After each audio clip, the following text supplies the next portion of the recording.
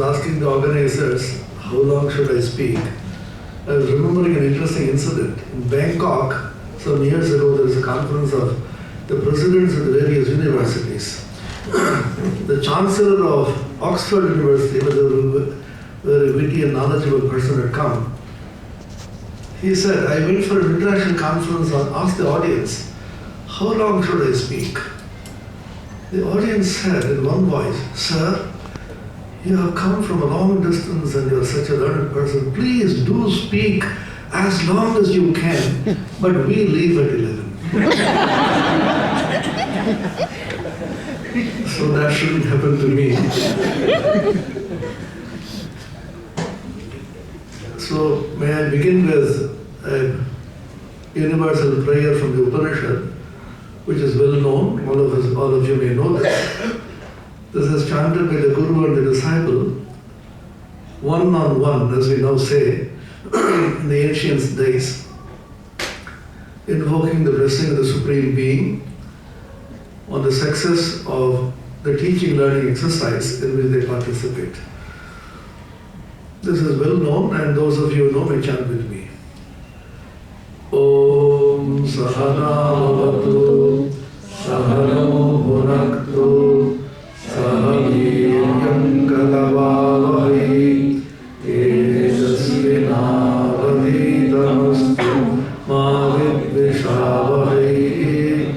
Om Shanti Shanti Shanti Hari Om Tat Sat. May the Supreme Being protect us both, the teacher and the disciple, by revealing to us the true nature of knowledge.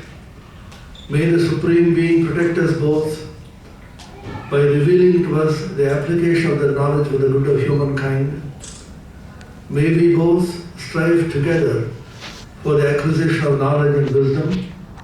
May the knowledge and wisdom that we acquire be effective and illuminative. May there be no disharmony between us. Om, peace, peace, peace. I am very delighted to be here amidst all of you and speak a few words of Swami Vivekananda, whose 150th birth anniversary is being celebrated not only in India but in various parts of the world. And the India government, as you know, has instituted a Vivekananda chair at the Chicago University, which is the nearest to the Art Institute where Swami Vivekananda delivered his historic address at the World Parliament of Religions on the 11th of September, 1893, where he spoke about universal brotherhood, peace, and harmony. There is a question which is often raised. We are celebrating the 150th birth anniversary of Swami Vivekananda, who passed away, as most of you may know, at the age of 39, having said, I shall not see 40. We believe that great men decide when they will come and when they will leave, just like we book our plane tickets and train tickets. They know when to pass away, they decide to pass away, they choose to pass away. Like Shankaracharya, for example, he passed away at the age of 32, proverbially it is said. We call this Ichha Mrityu. That means you may decide the time and place of your passing away, and you can leave your body, as we say, at will. Swami Vivekananda said, the Indian idiom is leaving the body. You throw away the body because we believe we are a spirit living in the body. Whereas the Western idiom is he has left the ghost. That means you are a body and then you leave the soul. So we say that you leave the body, throw away the body. Vivekananda himself said, I may throw away the body like a worn-out garment, but I shall not cease to work. I shall inspire men everywhere until the world shall know that it is one with God. This is reminiscent of the famous Gita verse, most of you may know, Vasam sijirnani yatha vihaya navani grinhati naroparani tatha sharirani vihaya jirnani jnani sahyati navani dehi. Just like a human being throws away the worn-out garments and then takes on a new garment, in exactly the same way, the soul, the Jivatman, throws away the old bodies and then takes upon new bodies. So death is therefore not a very bad thing after all. You get a new body, fresh body. Just like you say, my grandfather passed away, you were so delighted. I'm not feeling unhappy, I am feeling unhappy. But I'm happy he got a new body. Just like, suppose you get a new model car, 2012 model car. The 1920 model is gone. You don't feel sorry about it. My 80-year-old car is gone. I have a brand new car. You feel delighted about it. So the ancient Indian wisdom says that bodies come and go. They are temporary, ephemeral, but you take on the body. I was just thinking of an example. Somebody said, how is it that the bodies come and go and then who goes from the body, etc. It is just like, suppose you have a mobile phone and you have been using it for 10 years, 15 years, become very old. So you don't throw away the SIM, you take the SIM and replace it in a new phone. So the transfer of SIM is what you call changing your new body. And then you can of course take out the SIM and not use a new body at all for some time. That means you are keeping it in abeyance. And whatever you have saved in the phone book in the mobile phone, that will be lost. But what is saved in the SIM will continue. You can take it in a new mobile phone. So that's called the samskara. We call it the samskara. The old impressions which you have in the SIM, they will continue. And then now we have the mobile portability. That means you can retain the same old number and then change on to something else. You can even change the service provider. So all kinds of things are possible, retaining the same thing. So the change of body that you talk about is only change of SIM, which is a good thing because newer models of mobile phones are coming. So you don't stick on to the old model which can have only certain facilities. You take a new facility, take the old SIM. The SIM continues. So the Jivatman continues with the same impressions and then you go on with the new body. So the question which is being raised, Swami Vivekananda passed away at the age of 39 in 1902, 4th of July. He fixed that date for his passing away. And most interestingly, it coincided with the American Independence Day. So some of the disciples used to celebrate the American Independence Day with Swami Vivekananda. As you know, he had a lot of American disciples. So he passed away almost 100 years ago, more than 100 years ago. What is the relevance of his teaching today for the modern world, with modern challenges? When Swamiji was alive, when he spoke to about 5,000 people in that great hall, the Hall of Columbus in Chicago, he did not have the facility of the microphone. Electricity was not known, but he could speak to a few thousand people candidly, clearly, because the acoustics of buildings was also very highly advanced in those days. So a person who passed away more than 100 years ago and lived even earlier, what relevance can his message have for a modern man of the 21st century, which we call the globalized world, when the world has been reduced to a globalized village which has become a cliche now? Distances have been conquered. Technology has completely vanquished the sense of space and time. With such changes in our lifestyle, in our thought patterns, what relevance does Swami Vivekananda have? What relevance even the great scriptures of the world have? because they were written long, long ago in a totally different context. You should remember there are certain core principles of every scripture, of every great book, of every great man. Those principles are unchanging, the essence of his teachings. And there are certain peripheral principles, customs, manners, which constantly keep changing. The Indian wisdom calls it the Shruti and the Smriti. Smriti are certain customs and manners, codes of conduct, which have to change according to the change of time, change of place, change of circumstances. But certain fundamental principles can't really change. Humanism, universal brotherhood, love of man, caring for nature, truth, purity, unselfishness, feeling for the others. These are certain fundamental core principles which do not change with the time. Because 100 years ago, if truth and purity were emphasized, even after 5,000 years, these principles will still be very relevant. So these are called certain fundamental, unchanging essence of every great teaching. When Swami Vivekananda was Narendranath Datta, was his earlier name, he is born in the Datta family. His father was a barrister, very successful barrister. And Swami Vivekananda also studied law. And his name was Narendra, as you know. It's a very interesting name. Swami Vivekananda himself said, see, in India, we give all kinds of interesting, funny, poetic names to people. Narendra, Nara means man. Of course, man includes woman. Those days, man was used in the sense of human being.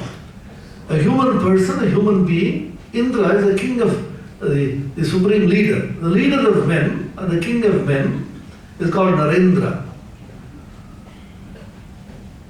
We believe that Swami Vivekananda was a person who championed the cause of human beings anywhere in the world.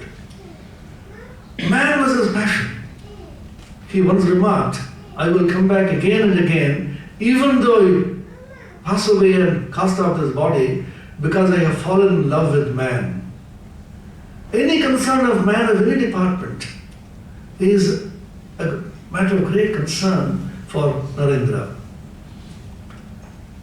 So in contrast to his Guru Sri Ramakrishna, those of you who have read the Gospel of Ramakrishna, for example, in Bengali original Kathamrita, will know that he talked and breathed only God, always constantly talking about God, the realization of God. The aim and end of human life is to somehow intuit God directly, face to face, and so on. So it is so much of God and God everywhere in the Master's teachings, in the Gospel, Ramakrishna's teachings. But in the disciples' teaching, the Vivekananda, it is only man-dominated. So the one is God-centric, the other is man-centric. And the bridge between these two, which was given by Sri Ramakrishna's famous utterance, Shiva Jnani Jiva Sheva. Shiva is God, Jiva is a human being. You worship man, thinking of him as an embodiment of the divine. Why should you serve mankind? Because God has created man in his own image. Most of the other religions also believe that man is the supreme creation of God, and he has created God in his own image, and therefore serving man is the same as serving God. The one is the transcendental idea of God, where God is beyond this world, unreachable by the mind and the senses. And he has to be reached, perhaps post-mortem. As long as you are in the body, in the relative world, you can't reach God. So the attempt is somehow to get out of the body and then reach God in heaven or wherever he is. In the transcendental realm, does it transcend means going beyond this relative world. Now the same God is also immanent in this world as all-pervading. So there are two aspects of God we talk about. Most of the religions talk about this. The immanence of God, where God is present everywhere, and the transcendence of God, where God can be intuited in a transcendent absolute realm. These two were bridged by Ramakrishna and Vivekananda by saying that the same God who is transcendental is also immanent, and his greatest manifestation is in man. And therefore, Narendra's main concern was to serve man, serve humanity. You need not even believe in God for that. Suppose you are a non-believer. It's good enough. Do you believe in goodness? Do you believe in purity? Do you believe in unselfish service? Do you believe in universal love? Then you are religious and spiritual. You don't need to go to any place of worship in the world. You may not even believe in God, and you may not do any kind of ritual. That is secondary aspect of religion. The primary aspect of religion and spirituality is that whether you have unselfish love for the entire creation, human beings and other beings. And does that love express through service? Unless love is expressed through service, that is only empty word. It's only an emotion. It's only a sentimentalism. So you have to actively serve humanity in whatever way possible. So Narendra, Swami Vivekananda, emphasized the service to humanity. What kind of service can you do to humanity? It depends on what the humanity needs. A person is very sickly, suffering from some diseases, not very healthy. He will need to be served through medicines, through diet, through nutrition. The service that you do to that person, to that man God, is through giving him better health. And suppose somebody is not highly educated. He needs education, he needs to learn. Give him education, give him proper vidya, learning. So that is a service that you can give to the man God who is not highly educated, who needs to be educated. So somebody doesn't have the basic facilities, the basic necessities of life, like food, clothing, shelter. Provide him with food, clothing and shelter. That is the kind of service that you can do to a person who needs it at that stage. Somebody has everything in the world, all the riches in the world, but he is intensely unhappy. We call them existential sorrow. There are two kinds of sorrow. One kind of sorrow which arises from certain external causes.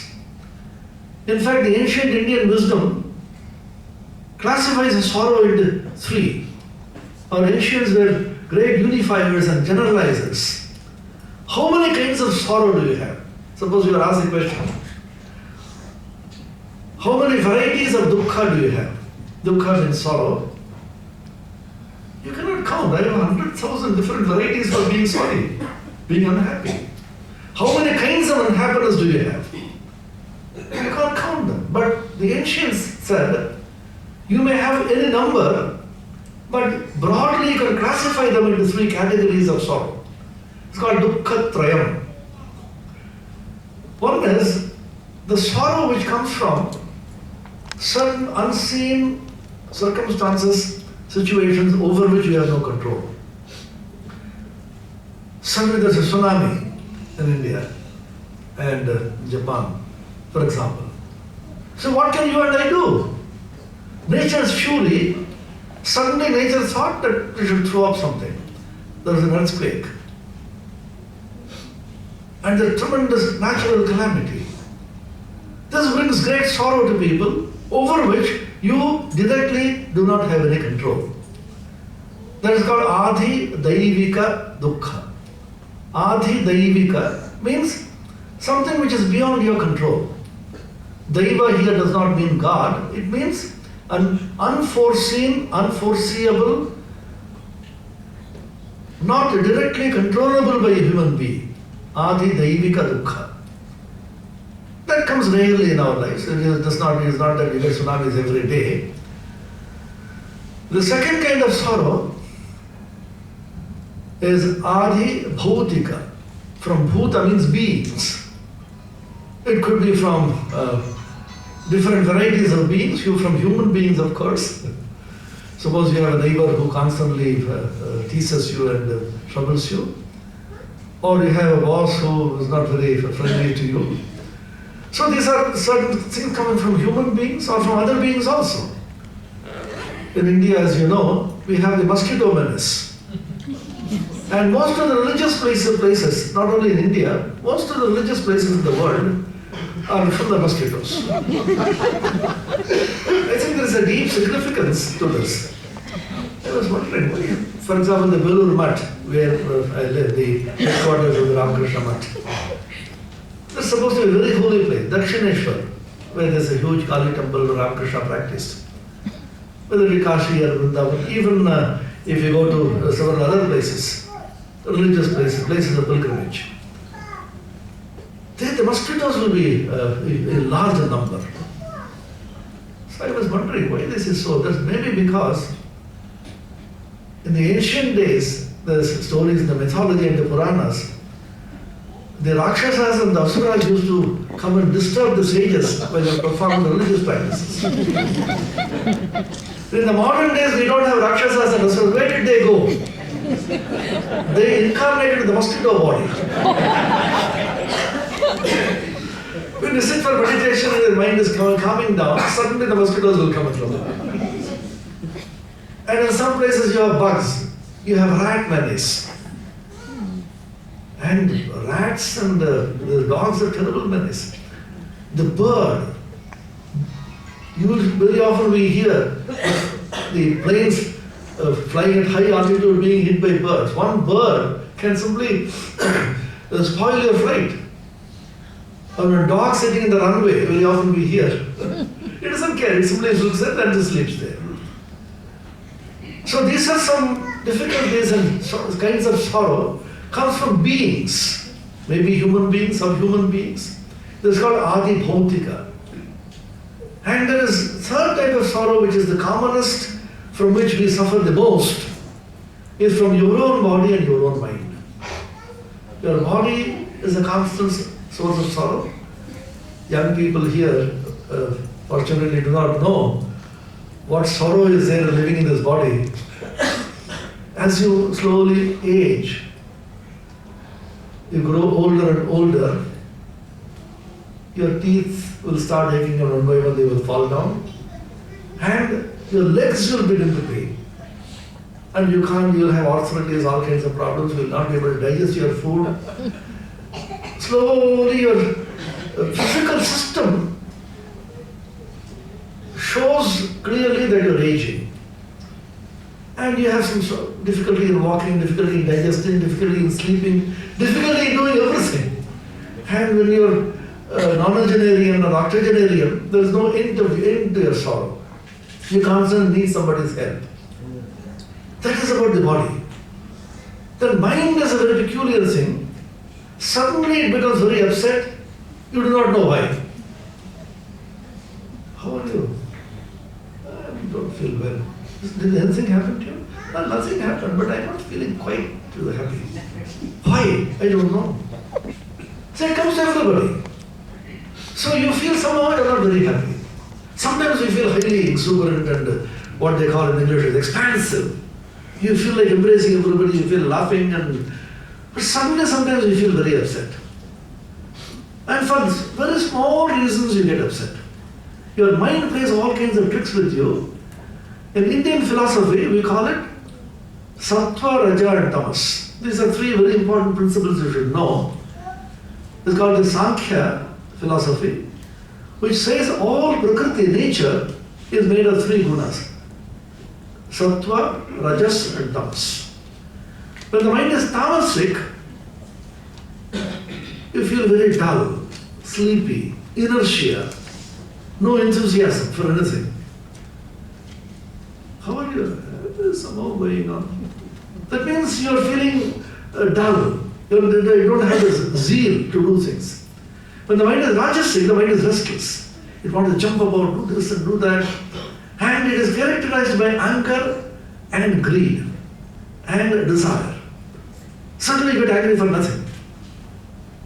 You can watch your own mind and see, certain times you get suddenly burst out in anger for nothing.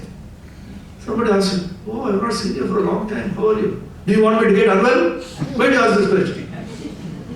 For nothing you blurt out. And after some time you feel, oh, I should not have said that. But the ego will justify, I did the right thing. So these are certain reactions which you have in the mind. That is because your mind is tamasic and rajasic. When the mind becomes sattvic, calm, tranquil, placid, meditative, quiet, then everything looks beautiful.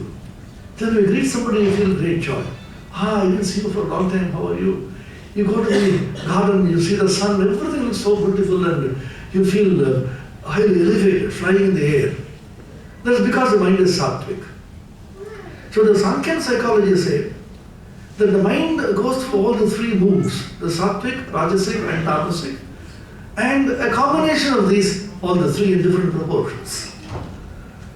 On account of this, the mind sometimes is agitated, sometimes unhappy, sometimes sorrowful. This is called adhyatmika dukkha. Adhyatmika means concerning the mind and the body. Your mind may be upset, your body may be unhappy. So the sorrow which comes from your mind and body is called adhyatmika. So the three kinds of sorrow, the adhidaivika, coming from natural calamities beyond your control, the adhibhautika, coming from beings, humanness of human, and the adhyatmika, coming from your own body and mind. These are the three fundamental kinds of sorrow which man has to reckon with. And what does man seek? What do we want in life? We do not really ask this question to ourselves. We keep on postponing it till we come to a stage in which we can't any longer ask it. We are too old to ask this question. But it's better to ask this question and find out for ourselves what a person is seeking. What we seek, a person seeks, has a beautiful name in Sanskrit. Most of you will know this. A person is called a Purusha. Purusha is not a man. It can be a man or a woman or a child. A Purusha is a human being, a person. And what he seeks is called Artha, Arthita, Prarthita. These are the words used. What a person seeks is called Purushena Arthita Purushartha. So Purushartha is a beautiful word in Sanskrit, meaning what a person seeks in life. What is it that we seek? Once again, the ancients, or rishis and munis and great thinkers in India, classified how many kinds of longings and seekings do you have. Suppose you are asked the question, what do you want? We want hundreds, thousands of things in the world. How many kinds of wants do you have? So many, millions of them. That's why there is a Sanskrit proverb, the calculation about the number of deities, devatas. 33 koti devata. 33 crores of devatas. 33 crores? That's too large a number. The idea is, symbolically they said, your mind is asking for certain things. And the indriyas are also craving. The eye wants to see a beautiful picture. The ear wants to hear a beautiful piece of music. The tongue wants to taste all kinds of things. And the nose wants to have beautiful smell. And the skin wants to have sense of pleasurable touch. So these are called the indriyas. So we talk about 5 jnanendriyas, 5 organs of senses, perception, and 5 karmendriyas, which are organs of action. 5 plus 5, 10. And the mind is also an organ. So 5 plus 5 plus 1, which is 11. So we have 11 indriyas which are craving for enjoyment, craving for experience. So these 11 in the 3 modes of sattvic, rajasic and tamasic, Each one of them can be either in the tamasic mode, or a rajasic mode, or a sattvic mode. So you have 11 into 3, which is 33. How many desires each Indriyas may have? About a crore, roughly. That means huge number. So 11 into 3 and 1 crore comes to 33 crore. If one devata is imagined to satisfy one desire of that particular Indriya, then you have 33 crores of devatas. That is the calculation. The idea is, the ancients thought that project one deity will satisfy one desire. So you have 33 crores of devatas waiting to satisfy all your desires. Even then, man is so full of desires unsatisfied. The one thing which man is suffering from is deep dissatisfaction. He is not satisfied with anything. How are you? I'm quite well. Any difficulty? No. At the job? Oh, I have a splendid job. At family? Oh, wonderful. Everything going on well. Then, I don't know, but something is wrong. I'm not quite satisfied. So this is called existential sorrow, which is come in the adhyatmic category. Existential meaning coming from the very nature of existence. All of you will know that the famous philosophy, Paul Sartre and Kierkegaard and others, German philosophers, who said there is an existentialistic philosophy which propagates the idea of a deep-rooted, causeless sorrow. You feel sorry, you don't know why you are feeling sorry. That means your very existence is sorrow. That was a great discovery of the Gautam Buddha, who said life itself is dukkha, dukkhamayam jagat. Why life is dukkha? Is because anything which is moving and constantly changing cannot give you permanent, lasting peace or happiness. That's a simple principle or a logic. You are attached to something and you feel greatly happy about it. That something changes. That change brings you sorrow. So if everything in the world is constantly changing in a state of flux, you can't pin your hope on anything to bring you permanent joy. That's the principle. If you pin your faith on something as a source of joy, and that something changes, immediately you get sorrow. And therefore Buddha said, if everything is constantly changing, this changeful world, changeful phenomenon will not give you permanent joy. So some kind of sorrow is inevitable when you are constantly moving with change. So is there a changeless entity amidst this change? This was the challenge which was taken up by all the great masters in India. And the latest version of the answer to this was given by Swami Vivekananda and Sri Ramakrishna. This is a great modern challenge. The modern challenge is, should we reasonably have to believe in a changeless entity at all? The modern man comes and says, the young people here will say, Swami, why do you talk about something which is unchanging, God and eternal essence and so on? We don't believe in all this. All that we know is all this. Then my question would be, all that you see outside and you're happy with, is it changing or unchanging? Obvious answer is continuously changing. Every particle in the universe is moving and changing. Every atom in the universe, the subatomic particles, the electrons in the body, the nucleus doing something else. All the particles in the microcosm are constantly changing. All the celestial bodies in the heavens, the macrocosm, is also continuous change. There is not a single particle or a planet or a celestial body which is in a state of rest.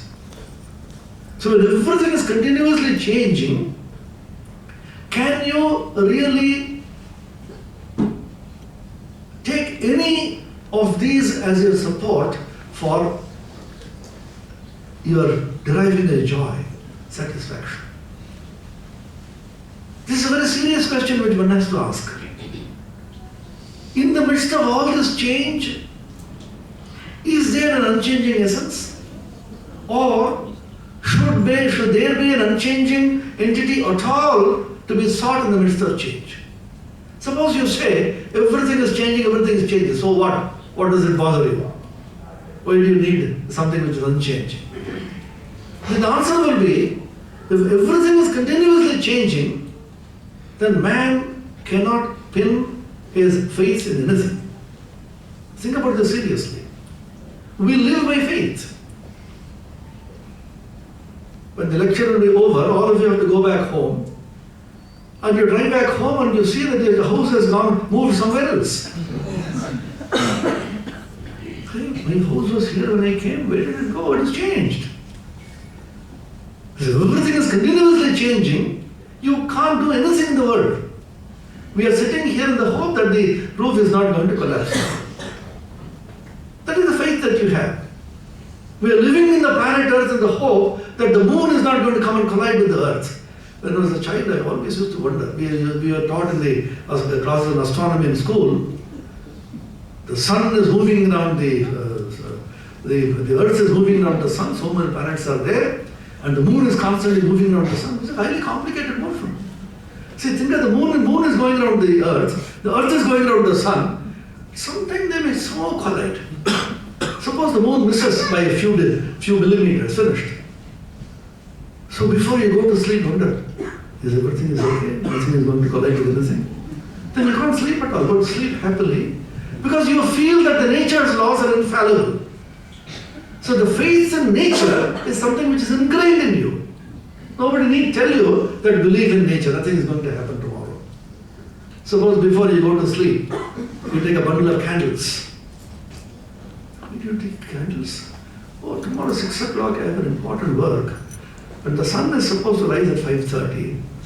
But nowadays you never know. Unless you watch over people, people don't work properly.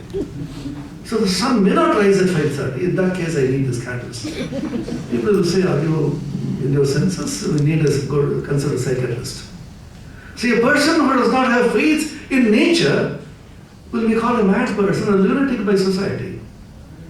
But a person who has faith in God is called a lunatic. Very strange. You are able to believe in dead matter, which is what nature is, and pin your faith absolutely on that. See, a person who believes in nature's laws, the infallibility of nature's laws, is called a man of science. A person who believes in the maker of those laws, God or whoever, is called a man of religion. That's all. Somewhere you have to have faith in something. So if everything is continuously changing, your whole life will be full of sorrow. There's an interesting story, a kind of a joke, a slightly exaggerated incident. It's an incident. There was a Professor Wiener. He was a highly accomplished mathematician in the Massachusetts Institute of Technology, MIT, USA. He was so absorbed in mathematics, he used to forget many things. On a particular day, his wife told him, you see, Wiener, we have changed our residence. This is the new address, this is the telephone number, don't drive back to the old home. We have changed it, we have given it up.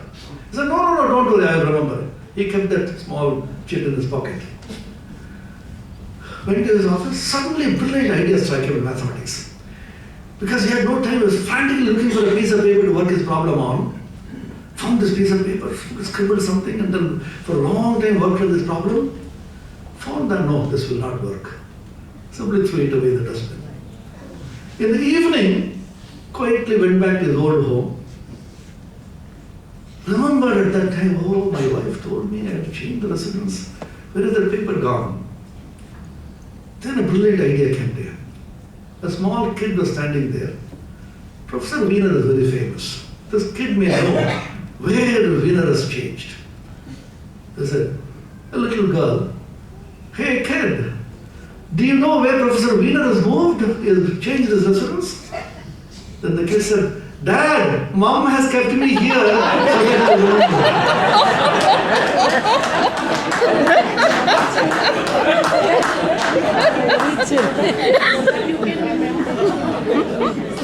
Of course, it's slightly His daughter, Venus' daughter, was interviewed after Venus' death, whether this was true.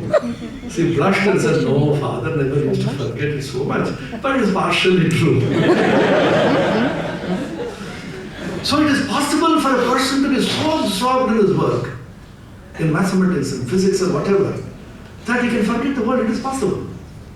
So if his house has changed, continuously changing every time, then what do you do? You can't live in peace.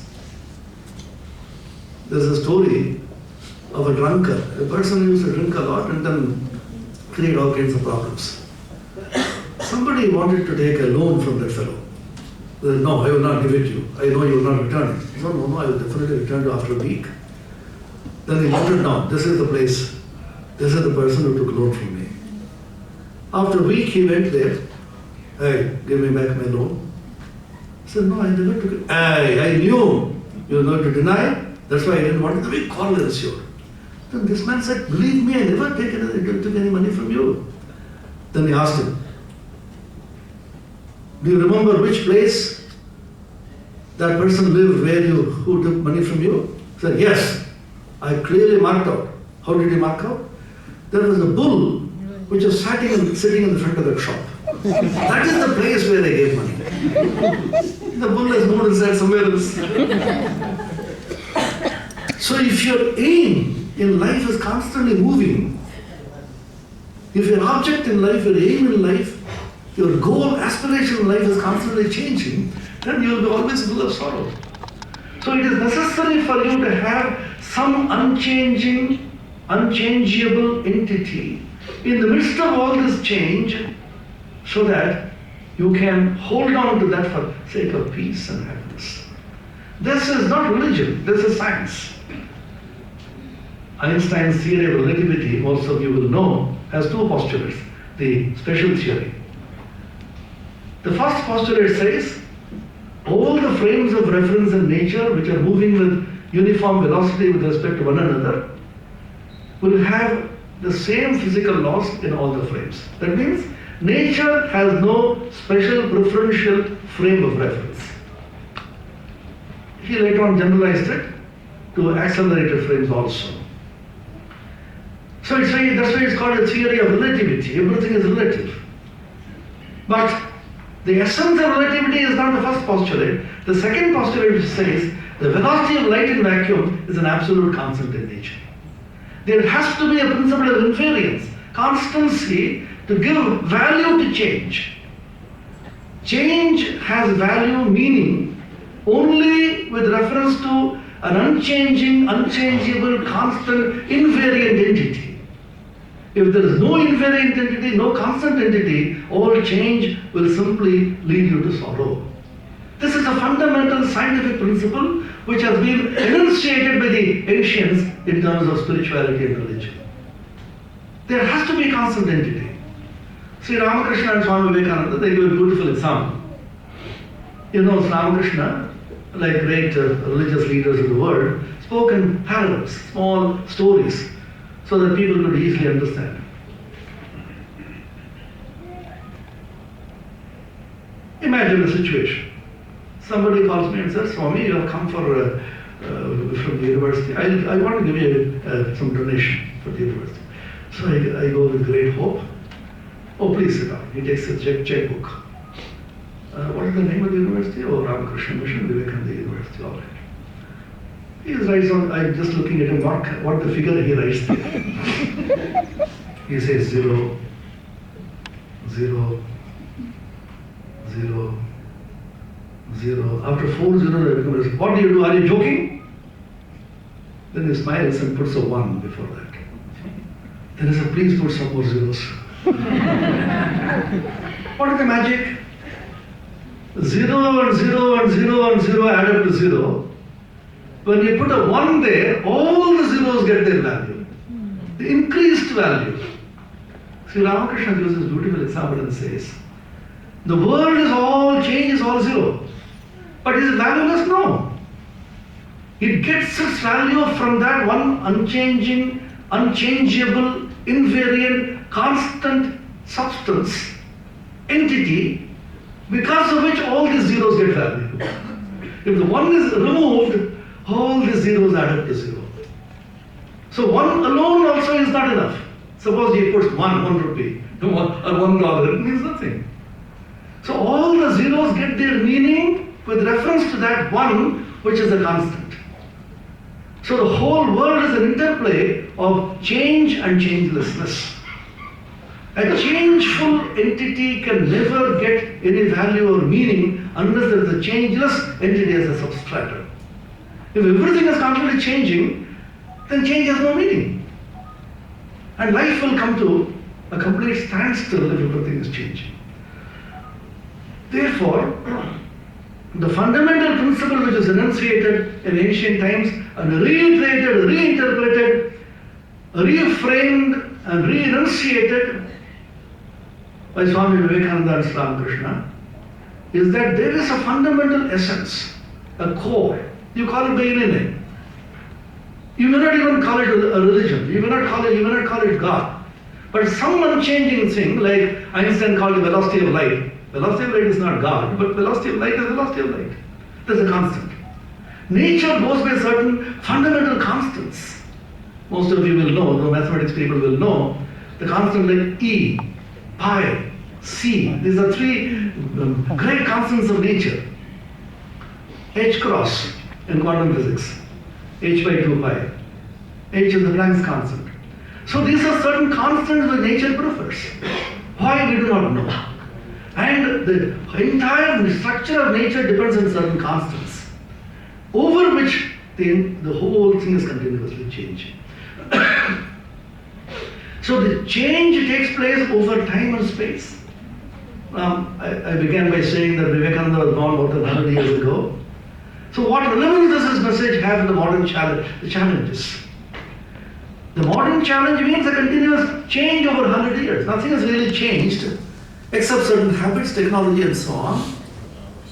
But there's an unchanging essence within this change which has not changed. Human beings have not changed. Their jealousies and quarrels and enmity and all the feelings that human beings have within them, that has not changed much. Selfishness has not changed. What has changed is technology, so that you can be more selfish, more scientifically selfish. What have you achieved through all this technology? If this technology were not there, then perhaps human beings would have been much less advantaged, but much more happy and peaceful.